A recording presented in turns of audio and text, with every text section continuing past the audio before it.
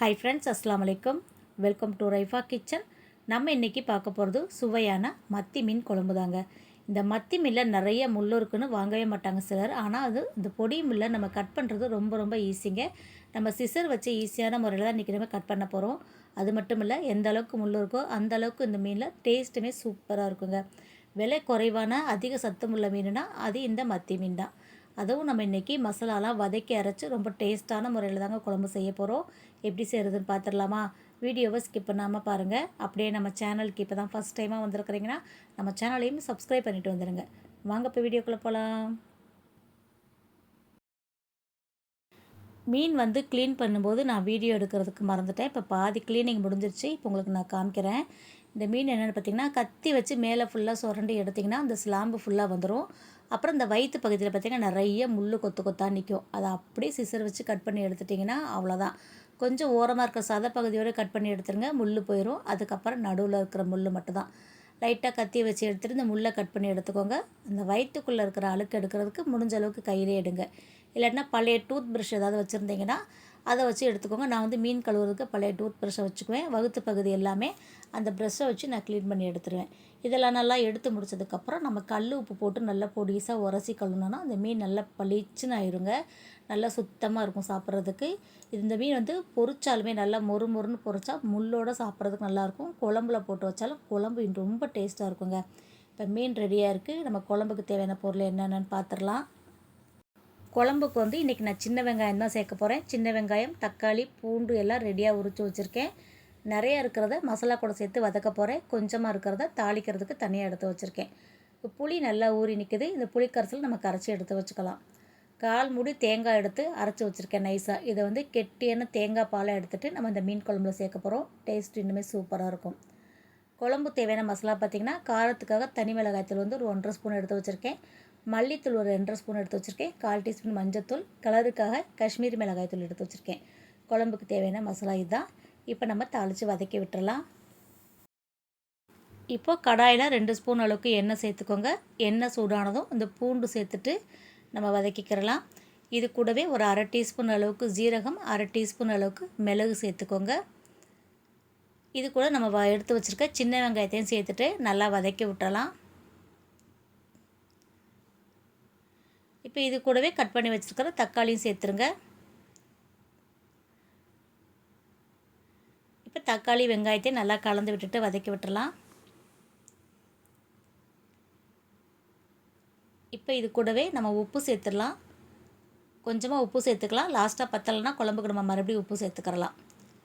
இப்போ இது கூடவே நம்ம எடுத்து வச்சுருக்கிற மசாலா, மிளகாய்த்தூள், மஞ்சள் தூள், மல்லித்தூள் இருக்கு இல்லையா, அதையும் சேர்த்துட்டு நல்லா வதக்கி விட்டுருங்க.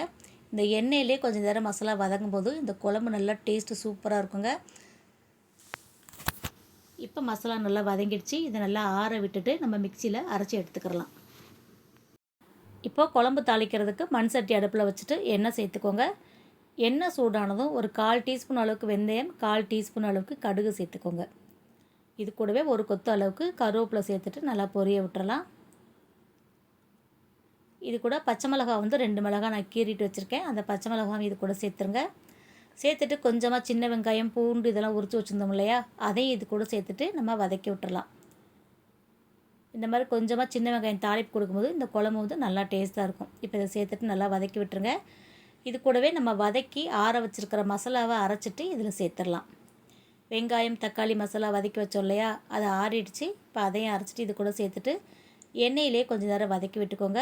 நம்ம காஷ்மீரி மிளகாய் தூள் எடுத்து வச்சோம் இல்லையா, அதையும் இப்போ எண்ணெயில் சேர்த்துருவோம். அப்போ தான் குழம்பு நமக்கு நல்லா கலராக இருக்கும். இப்போ அந்த மிளகாத்தூளை நான் இதில் சேர்த்துட்றேன். ஏற்கனவே நம்ம வதக்கிட்டு அரைச்ச மசாலா தான், அதனால் ரொம்ப நேரம் வதக்க தேவையில்லை. கொஞ்சம் இந்த எண்ணெயில் மிளகாய் பொடி கலக்கிற வரைக்கும் நம்ம நல்லா வதக்கி விட்டுடலாம். இப்போ பாருங்கள், நல்லா கலர்ஃபுல்லாக எண்ணெய் பிரிஞ்சு நிற்கிது. இது கூட நம்ம கரைச்சி வச்சுருக்கிற புளியை வடிகட்டிட்டு இது கூட சேர்த்துடலாம்.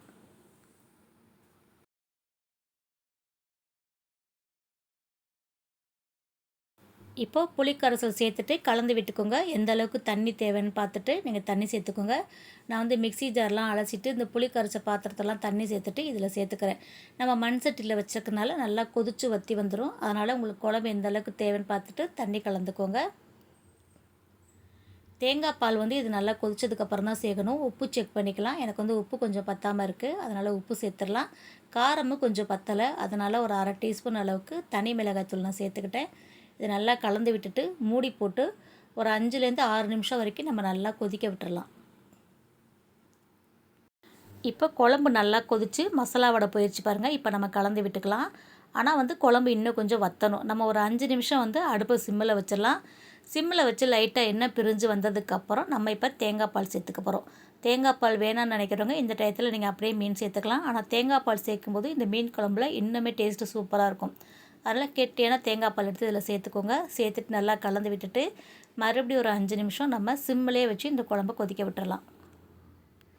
இப்போ குழம்பு வந்து நல்லா கொதித்து எண்ணெய் பிரிஞ்சு வந்துருச்சு பாருங்கள். இது மண் சட்டி. நம்ம ஆஃப் பண்ணதுக்கப்புறம் குழம்பு வந்து திக்காகும். அதனால் இந்த அளவுக்கு திக்னஸ் எனக்கு போதும். நீங்கள் நார்மல் கடாயில் குழம்பு செட்டில் வச்சிங்கன்னா இன்னும் கொஞ்சம் குழம்பு திக்கானதுக்கப்புறம் நீங்கள் மீன் சேர்க்கலாம்.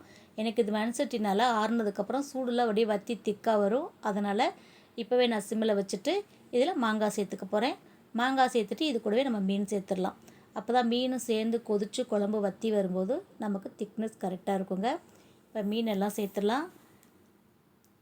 இந்த மீன் குழம்பு வந்து அவ்வளோ ருசியாக இருக்குங்க. ஏற்கனவே மத்தி மீன் குழம்பு வந்து சுவை சொல்லவே தேவையில்லை.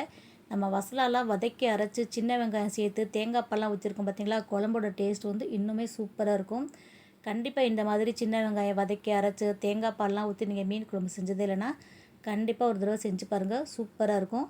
இது சாப்பாட்டுக்கு மட்டும் இல்லைங்க, இட்லி தோசை கூட சாப்பிட்றதுக்குமே ரொம்ப அருமையாக இருக்கும். நம்ம சேனலில் ஏற்கனவே நிறையா மீன் குழம்பு ரெசிபி நான் அப்லோட் பண்ணியிருக்கேங்க. மீன் குழம்பு, மீன் வறுவல், இப்படி நிறையா ரெசிபி நான் அப்லோட் பண்ணியிருக்கேன்.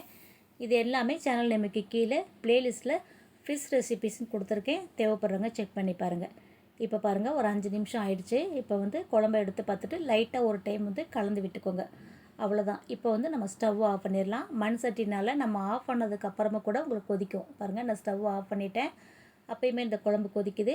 நமக்கு ஆஃப் பண்ணதுக்கப்புறம் நல்லா குழம்பு வற்றி அந்த மீனுமே நல்லா ஊறி நிற்குங்க. சூப்பராக ரெடி ஆகிடுச்சு நம்ம குழம்பு. இப்போ நம்ம ஸ்டவ் ஆஃப் பண்ணிவிட்டு மேலே மல்லித்தலை, கருவேப்பிலை எது இருக்கோ அதை நீங்கள் போட்டுட்டு மூடி வச்சுருங்க. குறைஞ்சது ஒரு 1 மணி நேரத்துக்கு அப்புறம் எடுத்து சாப்பிட்டு பாருங்கள். இந்த மீன் குழம்போட டேஸ்ட்டு வேறு லெவலில் இருக்கும். அவ்வளோதாங்க, சுவையான மத்தி மீன் குழம்பு.